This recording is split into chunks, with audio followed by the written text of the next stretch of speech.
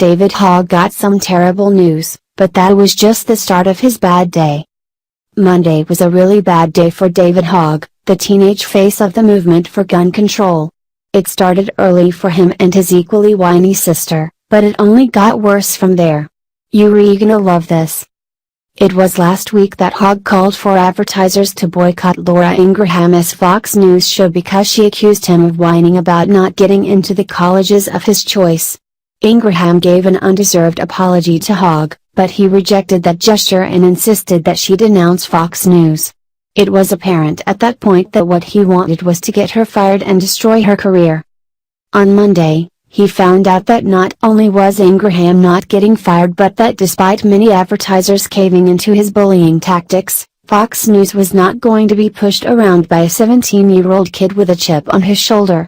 Jack Abernethy, co-president of Fox News, told Los Angeles Times that he and his network would not be cowed by the Parkland punk's threats.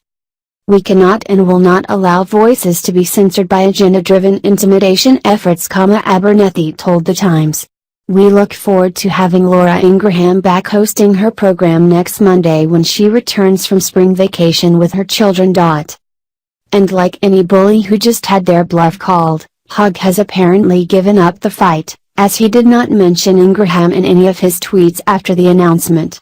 Instead, he and his gun-grabbing buddies turned their attention to the fact that their high school is forcing them to wear clear backpacks as a security measure since the deadly shooting that killed 17 people.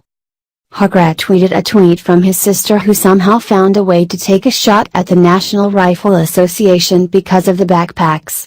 Considering the fact that she comes from a family of Democrats, it is not all that surprising. "My new backpack is almost as transparent as the message in Tacoma," Lauren Hogg tweeted. "I feel so safe now. As much as I appreciate the effort, we as a country need to focus on the real issue instead of turning our schools into prisons."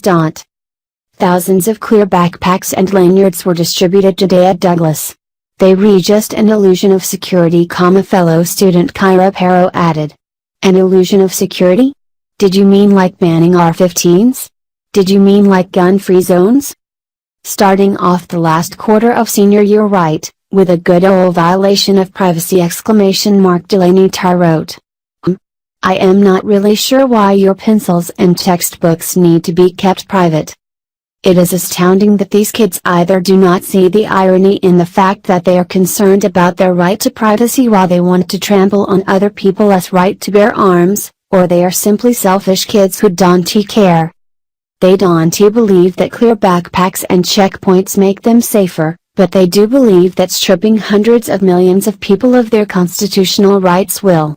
And this is why we don't allow children to make policy." Despite their complaints and protests, they were forced to wear the backpacks. Much in the same way that their complaining didn't get Laura Ingraham fired. It was a tough day for Hogg and company. It is going to be a long transition into adulthood.